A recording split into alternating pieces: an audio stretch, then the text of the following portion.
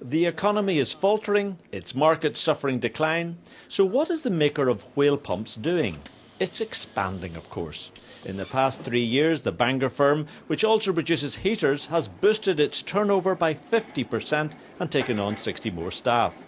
It reckons on growth this year of over 10%, thanks to investment in, for instance, this 3D printer. But the managing director is less hopeful about the prospects for the wider economy.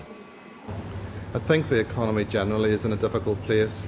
The uncertainty around the euro is a contributing factor, whether you're in the UK economy or whether you're in Southern Ireland. It's a challenge. I think definitely 2012 at best will be a flatline year.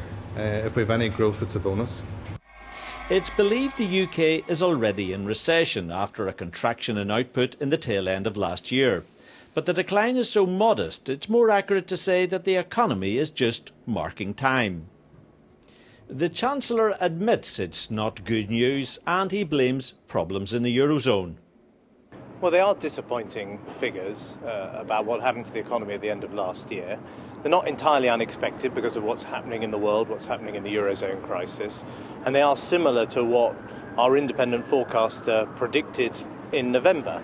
There are significant headwinds in the economy in terms of constraints in public expenditure, tight credit conditions, the property market. But I think even in Northern Ireland here, there's a lot of good news out there at the same time. We've got the ICT sector, software development. It's a sector just running out of skills, can't get enough people. That's what's holding its growth back. Don't overdo the doom and gloom, urges the Northern Bank. Chief Economist Angela McGowan says the global economy will expand this year.